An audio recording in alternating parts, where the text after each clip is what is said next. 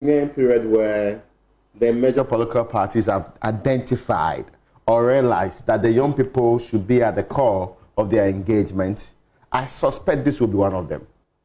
At least we kept on saying that going into this election, that group, the 18 to 30, in all fairness, UN defines 18, youth 15 to 24. We and the African Union felt Africans grow at a very old age before they are still called youth. So we have selected 15 to 35 as our own youthful group. Yeah. Now, I know friends, I am not a youth. I know friends who are my age or even older, who are purporting to lead youth groups in political parties, or purporting to speak for them, or purporting. There was a CPP organizer some time ago who was 60 years. And when they queried him, he said he's only the organizer for the youth and not part of the youth. But there appears to be a general focus. E.T. Mensah was a youth organizer for the NDC for a very long time. Until Haruna Idrisu took over in 2002. I didn't want to make that example. Oh, but he was too. He still had grey hair at the time. He had grey hair. He's right. I mean, some people are born with grey hair too. No, but we knew E.T. Mensah. Yes. Of course. And the time he has spent in Ghanaian politics. Mm-hmm. But the essential element of our conversation today is who is winning the youth race? The quest to garner that huge segment of our population that's going to vote in the coming year. Who is winning that race? Who is actually getting their attention more? See, you cannot dismiss Baumia's dance youth forum. Anyway, the NPP started youth forum before the NDC started youth forum. Yes. Yeah. He goes around. And he was not even doing general campaign. No, this was just targeted at young people. So youth from different places, he will engage them. Then sometimes he will do that, his dance. Then people will say the dance is without formula. And yet still, he will repeat it elsewhere without difficulty. Mentioning specific things. Remember, it's one of those platforms that a young girl asks about the teacher trainee or... Nursing training allowances. Nursing training allowances, yes. That was what happened on one of those platforms. Then, for the NDC, I think the biggest gathering, and since then, when he went to Ho2, he said it was a youth forum. Yeah, it was a youth forum, yeah. Yes, the biggest gathering was what they did recently, and continued at Bukom to go and talk to young people with the hope that they are getting the attention of the young people. So where's the pendulum swing? No, I mean, as it stands now, Raymond, and to be fair, I've heard Dr. Bawumia say bits and pieces of what he would do for the youth. I have seen the NDC release a 20 or more page document. Yeah. And so, as it stands now, if you were to, if you want to analyze the youth-focused policies of the two main political parties, you'd be able to clearly identify what the NDC seeks to do for the youth. Is it because it is codified in a single document? It's codified. Now, you've heard Bawumia say, for instance, I'm going to do this. He's also talking about digital or jobs. Technology, key sectors. Yes, he's talked about that. He's talked about skills training. It's about training, skills training. 200,000 youth on digital software skills. Skills every year. So for the next 4 years, you're looking at 800,000. He's talked about also, STEM education. 1 million software developers in 5 years. In 5 years. So these are things he's talked about. I was just looking at it on earlier today. I was looking at it on myjournalline.com. No, but I get your point. I think that they are scattered and shared across different ends. You don't have it in a document that you can clearly look at it and say, this is it. So on that note, for instance, but yes, you want to ask a question. If young people reflect the general attack on Ghanaians that we don't read, what makes you think that merely having in the book is better or has been absorbed better or likely to be absorbed better than the guy who goes around, target you and say, your group, I'll make you coders, I'll make you software developers, I'll make you have skills and all of that. But you and I have sat down and have said that this whole tag about young people not reading. I think same young people who are engaged in the quizzes and they're answering all the questions that, I can't answer. I listen and I can't answer. So I'm not going to look at them and say they're dumb. Yeah, but so maybe a few of them are the ones doing the science and math quiz are the ones who are reading. The rest of them, but they prefer TikTok. Well, then you might see. So if your video is on TikTok, the tendency that you might have a greater access to the people is higher than having to put it in a nice shiny document. Bawumia has always say you want to doubt it. Ask No, I'm TV. coming. We can do it on the streets here. I'll make a point. How many people read the NDC's Green Book? Yes, I mean, I'll make a point you understand. Yes, I can understand the fact that because of what we do, we always would read these things. Yes, with it is occupational hazard. Yes. It's job description. So, fine. And so I've picked the NDC, I've been reading it. But this is the other point. I'm saying that Baumia's Youth Connect that he does, where he goes, dances, jams with the youth, it resonates with a certain group of category of young people. Yeah. But that is not all. That is not all. So while you may get the bars, and so people send videos around and he's dancing, some say he's dancing offbeat and all of that. At the end of the day, he also communicates what he intends to do. Yeah, that's true. The last time he was communicating a credit system, credit rating system. And one of these platforms that one or two cities came in. And I think that subsequently you you said credit rating system? Yes. No, not the phone that you pay 1 or 2 cities. No, well, that's what he started by talking about. He said okay, so that credit system. The policy itself is a credit rating system, but it is exemplified by the 1 cedi, 2 so that when you are known, you can pay one cedi, 2 cedi, this thing. Yeah, and, okay. You know, that's what actually stuck with all of us. Yeah, of course. That's mostly easy to identify. And when you do the calculation, you say, let's even take 2 cities. People would then, read all meanings. I'm not going to go into the politics of all of these things. I'm sure that subsequently on Sunday, he would realize that if he sought to break it down by saying, you pay 1 or 2 cedi, it didn't go down well with the people. Okay, it didn't go down well with the people. So you're hearing these things. You probably may have heard, the cancellation of e-levy and betting tax that Bawumia talks about. And I think there's another tax that he was talking about. NDC is also talked about the same thing. Muhammad has also talked about the same thing. But if I am to look at the promises over the last 6 weeks or so, because I have the NDC's full collection of promises, I can say that for now, as we speak, before the NPP also comes out with their manifesto, the NDC seems to have the momentum when it comes to policies that appeal to the youth. Again, let me say that I may be analyzing this from my point of view. Of course. Okay. I am not a youth. But you do not claim to be. I know, I've never said I am. Yeah. So I may be analyzing this from my point of view. Particularly you, reputation-wise, clearly. So that's what I see. And it's also because I see this and I say, okay, they're talking about youth in agriculture, they're talking about the NDC zone. The NDC zone, they're talking about the farmland bank system. All of those So these are things that you say, okay, if I were a youth, if I were part of them. At least you have a PDF you can read on your own on your phone. This is something that... And you can agree, disagree, and say, I'll not vote for you, I'll vote for you based on this. I don't have that of Bawumia now. It's bits and pieces. So I'm a better place to do the full analysis, post-Sunday. But again, I know that once I've actually said that, as it stands now, the NDC seems to have the momentum. I know people are going to... It's not because of the most recent event. That's it. That's what I'm saying. It's because of the most okay, yeah. I know that some people will go and catch the small pattern. Say that I said that, but that's okay. So, now you said that there's momentum on the other side. That's okay. I mean, to be fair, I can agree with you on the fact that, see, up until the most recent Youth Manifesto event, I have not seen and identified beyond the walk. Yeah. Yes. Walks became perhaps the signifying youth engagement thing for the NDC, if I identified right. But the NPP, in the case of Bawumia, had done some of them, because I had reviewed some of their videos.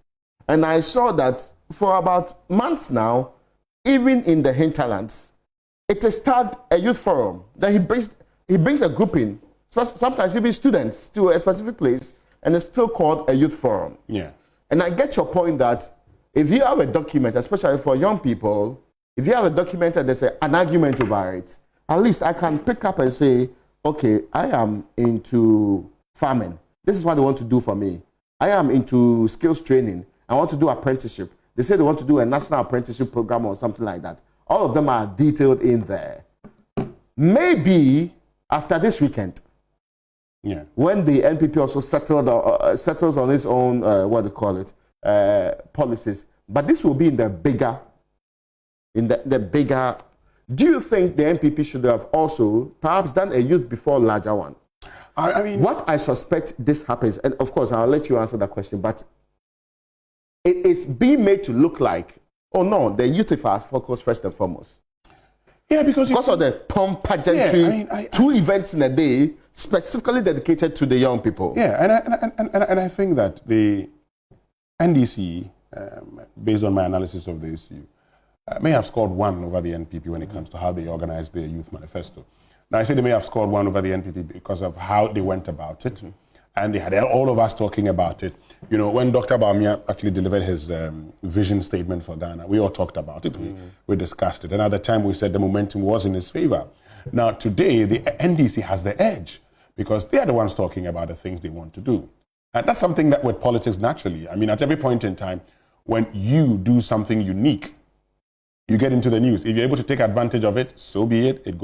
It inures to your benefit big time.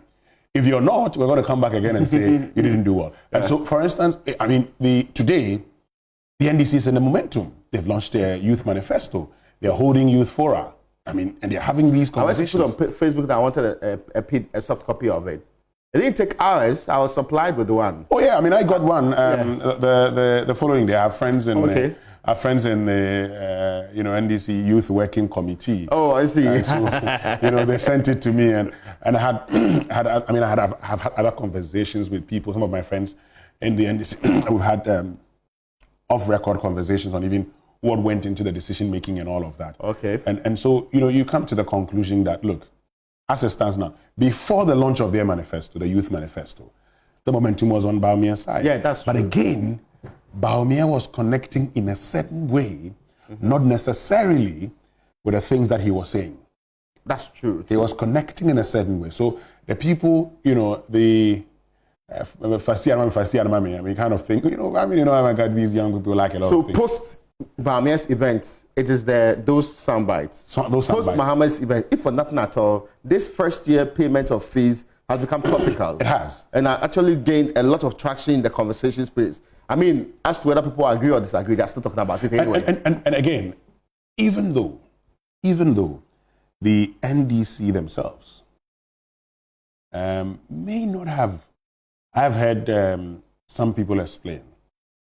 The youth organizer is able to explain it, of course, is launching that. But in all fairness, I actually have heard Peter Tuku not to explain. Yeah. I suspect maybe because of the days involved, he has evolved the conversation. Yeah. But if I compare him to what the youth organizer says, he appeared to have had more information than the youth organizer. Exactly. So, or perhaps our questions are prompted further and better detail. Exactly. Because the moment I saw the first year AFUF, Academic Facility User Fee payment. The way you said AFUF, yeah. Let me just explain before. Yeah. Once I saw that, the next question I asked myself was, what happens after first year?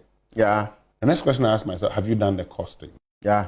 How about technical universities?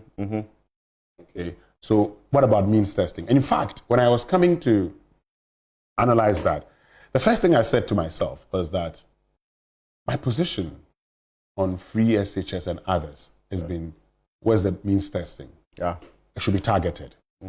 And my position has not changed. That's true. So I wanted to ask those questions. Have you done that? And so subsequently they would have, but you see, again, just like free SHS struggled in its explanation for a very long time, this is what is going to happen. And in the era of disinformation, you would see people making the attempt to just, put in things that may not be the truth. But what that actually does to you if you're a political party is that it presents you an opportunity to actually make your case. And if you make it well, it inures to your benefit. To capture the audience required. Exactly. If you fail, then that's it. Because there's a limit to which we can even keep a conversation in the news for a while. You get that? I mean, yeah, you can have the conversation the week, perhaps next week there's an angle to it and you can push it along those lines. But if there isn't any further and better improvement upon it, and I got worried, and my worry was that it appeared when you ask further and deeper questions about this policy, the direct thought is that, our manifesto will come out soon. Then why do you have a youth policy? No, I mean, I mean, it's okay to push out nuggets and thoughts out there, but when I am displeased with the thinking that we have with our politics, that a policy cannot be ready before we share. You see, this is it's as if you are testing the waters and getting us to refine your policy, which is not wrong, but let us know that you really spend quality time to think through your policies first. You see, this is a thing for me, and because of the kind of work you and I do, where we sometimes express opinions and our views on issues, where I say, I don't support this, where I say there could be a better use of our money, the difficulty is holding you accountable to something that we clearly we believe that is not the best thing. Mm-hmm. Okay. And so I have always insisted, as I did with the free SHS, and said it should be targeted. I do not support the payment of nursing and teacher trainee allowance. I think that should have been scrapped. It shouldn't have started in the first place. And so I'm not going to sit on air, Raymond, and start an advocacy and say, why haven't you paid teachers and nursing trainee allowances? Go and pay teacher and nursing trainee allowances. My advocacy would be that those monies can actually be used to employ them when they finish school. I've never said that before. I see the story. Yeah. Because I think it will make me sound like inconsistent. Yes, and that's always a problem. Yes, because some of us were insisting that, listen, it's not logical to have a system where you say in 1924 or 1964 we needed more teachers and what they call nurses. Today, Winston the other time pointed out to me that if by the standards of the WHO, we have met nurse to patient ratio. Yeah. Of course, I mean, if you break it down into critical nurse care and all the other things, we might have difficulties, but generally, yeah. we have met nurse to patient ratio. I did not see the rationale in having to say that a person going to that school should necessarily be given some other stipend to stay in the school. I mean, maybe we should rethink that model. And especially when we had moved some of them into colleges of education and also degree awarding institutions. Yeah. Then you ask the guy going to Legon, going to do medicine, that why doesn't he deserve support? Why are we convinced that nurses deserve support, but the medical student does not deserve support? You see, I mean, did you get my point? Yeah. Why do it? Because people drop out of medical school because they can't pay school fees. And so why do you think he will deserve that rather? So the rationale, that's why when I hear them complaining, I say, okay. But deep within me, I cannot gather the courage to go and say, pay them. No, I can't. They deserve their money. No, I can't do that because and we should all agree. I think that there are NPP people today, deep within the policy sector, will say, no, this policy, it doesn't sit well, but it makes political sense. You see, that's where the problem is. And the same things people have told me about this, the first year school fees thing. No? Somebody just looked at my face and said, no. You see, you have to make statements that will get the people on our side and get the votes that are needed. And I said, you see, it's okay to sometimes have bombastic, what they call it, the sloganeering things. But I think we have reached the point in our politics that expectations are high and the people are truly worried about the future of the country. So don't deceive them further. You should be truthful to them. And I do not see that being the general conversation around the country. You know, when we had a conversation with the National Youth Organizer, he says, well, it's an election year and you want to win elections. Yeah. You want to win elections. You know, that's a very terrible signal to send to anybody, right? Yes, you want to win elections. And so once you want to win elections, that's where the problem begins. So while this may be resonating, and I mean, the truth is that right now, if you ask the NDC any question, they say free first year, free level 100 fees. Now they say what? 133. 133. You see, and again, it is the sort of thing we do in this country. You say, those who are going to sign on to that program. You've been in the UK before. There are people who work for 12 hours. Yeah. Oh, yes. It doesn't necessarily mean that somebody that is going to be 3 shifts. No, of course, it's true. And it doesn't necessarily mean. One of the things we don't do so well in this country, you see, while the flag And bearer... not all companies work 3 shifts. Yes, while the flag bearer of the NDC consistently, and some of his apparatchiks are saying, so those who sign on to, it's a voluntary thing. Voluntary. So for those who sign on to the 24-hour economy thing, and they will have these incentives, as in power and all of that, they will do this. But you see... But if they don't sign on to it, that's the point. Is the state's purchasing power able to do anything? You see, it's important to me because so that there is no confusion about, people fail to sign on to it, so there's no policy. But that's the other point. I hope you get the point. I get you. But it's just like when we started this one district, one factory conversation. We said, the private sector is refusing to join. Evans Spencer and Co are not setting up factories. So if they are not setting up factories, that means the end of conversation. No. Your promise was that you were delivering some of these things. So I think we should be clear in our conversations. But that's where the problem is. So, and that's what I see, because once you say, 24-hour economy, they're getting people in. Now, whoever is doing that should also have a ready market. Yeah. Why, if I'm producing, am I just producing because I want to produce? What is my cost of production? Is it going to be feasible? Okay, I have more workers. Can I actually say, okay, if I get, so is it just the subsidy? Is it just going to be electricity? What other subsidies am I going to be enjoying? So let me give you an example. At DHL Mondelez in Bicester, they were not only supplying towns around or within Buckinghamshire, they were going as far as Germany. People were making orders overnight, so at 8 p.m., there were orders on the... Honorable member, welcome. let me welcome you nicely. Yeah. It is not too late to say that you should still wear your talk-back thing so that you can engage properly. But you are leading the government. You look very youthful, but you are not a youth. First and foremost. I'm young at heart. That's the latest expression. Young at heart. At heart. I tell you, when and you see, mostly when they wear short sleeve and they wear jeans, then they add sneakers. That's when they start promoting those clips. I'm used. Yeah, when the NPP launched their manifesto in 2012, you had Siama, Azike Siama. Azike Siama at the time was said, I am not just young at heart. I'm a youth. I'm not like somebody who's working and saying that, But I agree. Azike Siama, I remember he was a TESCON leader in Legon. Then immediately the year after he left, he contested an election and went to Parliament. His case was a very interesting case. He was young. We talked about on campus a lot. Yeah. But anyway, Evans, Raymond, so like I was making the point, I think that the 24-hour economy is doable. But again, just like we say when it comes to cluster development. Don't be inconsistent in the communication, first and foremost. Exactly. See, don't sound like you don't know what you're saying. Just like we see when it comes to... don't give room for people to abuse their thinking around it. See, just like we see when it comes to cluster development. Today, if you went to Abozokai and decided to build a vehicle assembling plant there, the spare parts are there. Yeah. So there's that sense of a cluster at Abozokai. That's true. But if you go to Dawa and say, I'm building an industrial park, and I want people to move there. Have you seen them moving there?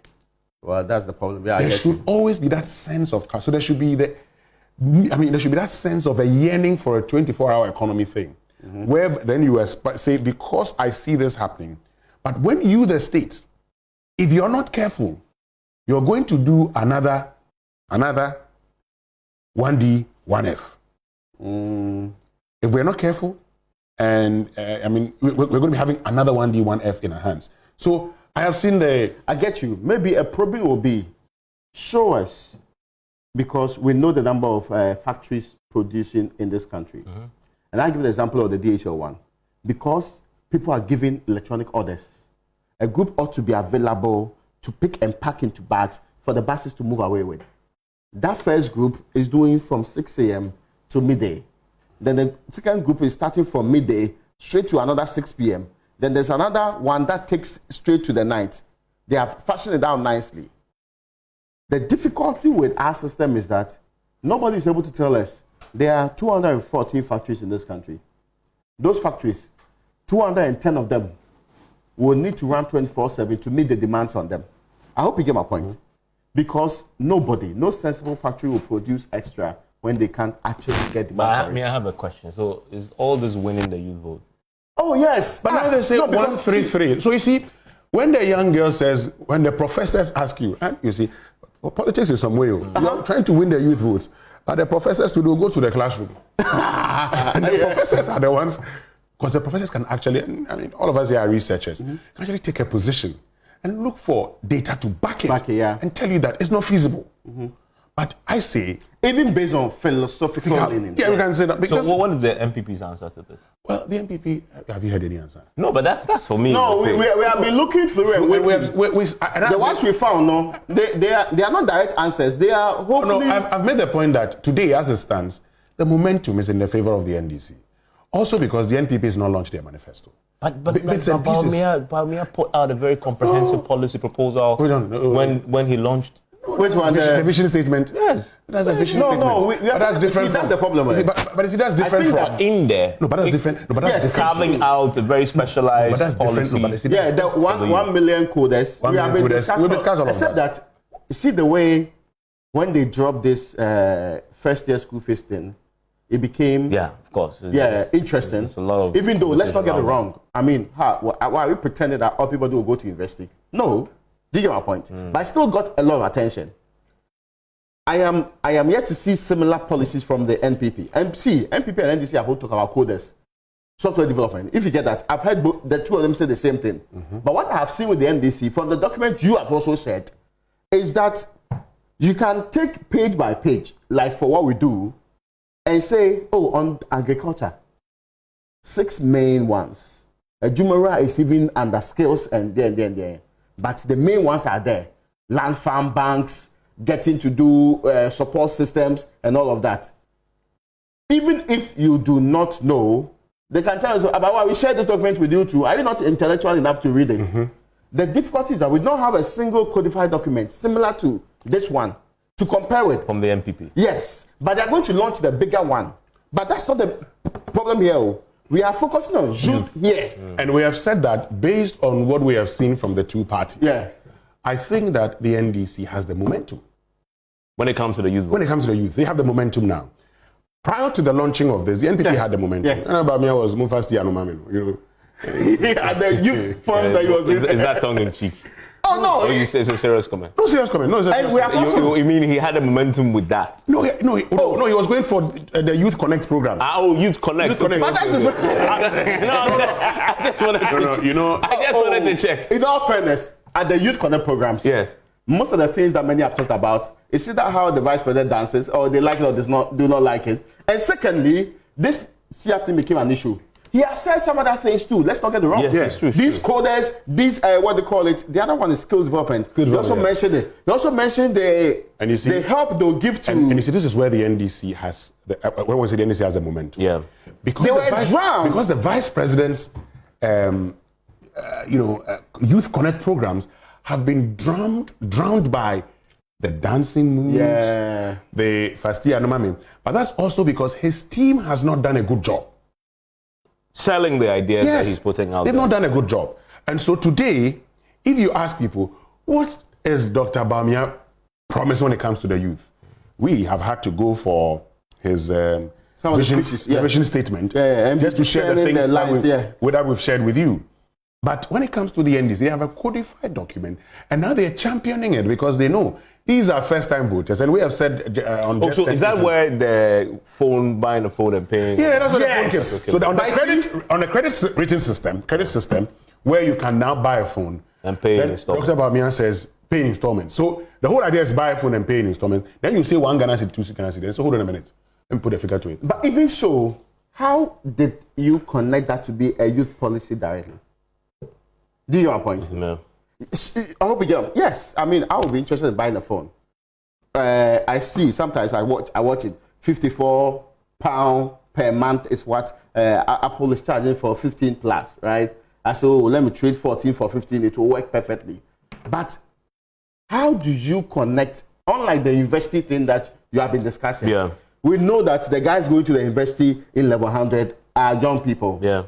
But this one, it's not very easy. It's basically like open to everybody. Dr. Bawumia is not going to say that, Winston, you are over age of 35, so you can't buy the phone and pay 1 cedi, 2 cedi. It appears to be a broader policy for the entire country, which is separate from the youth direct things that people want to hear. And again, I've mentioned the coding thing. But coding has become such a popular thing right from 2020. We are talking about coders. It's not that unique. And again, that promise of 1 million, all the two political parties, we're going to create 1 million coders. What makes anybody think we even need 1 million? Well, we throw figures out in this country too much. 1 million. 1 million. Now, people in tertiary education, are they up to 1 million? No, they are not. But it will grow. I mean, coders, they're talking about all the way from primary school. Evans. In primary school, kids are coding. Everybody's going to be coding, eh? But that's the future, isn't it? 15 to 35. Yes. AU standard. But that's the thing, right? Both parties, how are they defining youth? Oh, we have all agreed, 50 to 35. No, you and who? But is it AU standard? But that's the policy. That's not what the party's definition. Oh, really? Because you see, we have a national policy that copies the AU standard. They go even the 75-year-olds thing there. Oh, we start this conversation here. That's how we start the conversation. Look, Evans, you know what we're going to do? We have to give him the last word. Oh, yes, but on Sunday. Mm-hmm. Oh, yes. When the NPP launches their manifesto, we will compare. Okay? We will compare. The three of us will be at least we have the youth section. We'll be on the Joy News channel and on Joy FM. We'll compare. But for now, the NDC is in the lead when it comes to youth matters. On youth matters. Because they've launched. It's clear, codified, we see. So if I'm a young man, I can read theirs and I can say, okay, this is what they intend to do and what they wouldn't do. The NPPs, let's wait for Sunday. Final word. Yeah, well, I agree. I think as far as the youth vote is concerned, the NDC has the momentum. The NPP, they were doing the Youth Connect, but there hasn't been a standout, memorable, very positive, all-round. No, but come on, that's the point I was making to him. Like, why was that a reference instead of Youth Connect? So you can connect to the program. But that's my point. But if that is what you use to connect to the program, then there's a problem. And I made the 1 Ghana city, 2 Ghana cities bit too. But I mentioned it. But I also talked about he's gone there and promised them 1 million coders. That one too is there. Yeah. 200,000 You guys have been very much.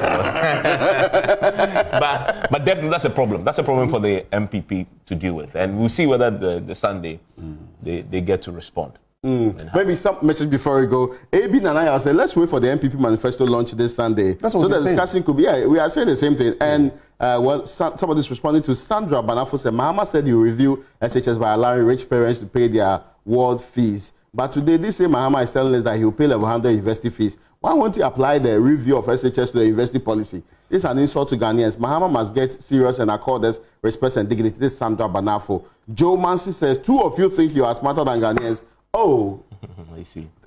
Say this job there. If you are smarter than Ghanaians, 24 hours economic means 1 territory. Nobody in that bracket will do overwork to pave way for others. No contradiction on the table makes look like unanimous FC. Oh, but we sit here and disagree all the time. All the time. It should be possible for us to agree one day. all the time. No, this one says, Morgan Anyawin Ajadok said, Nana promised all health professionals employment. Now, allied health professionals have been in the house for 5 years and still no hope. Okay, allied health, like radiographers and the others. Oh, I say. Anyway, well, the last one, AB, I read AB. Yes, I read AB. And Simon Joe says, Sandra Banafo is a typical MPP. How can they understand such policies? It's just like MPP bastardizing their own KCA Jamin for not doing a good job. This is Simon Joe Azameti. All right, I think that's all we can get. Anyway, have a lovely day.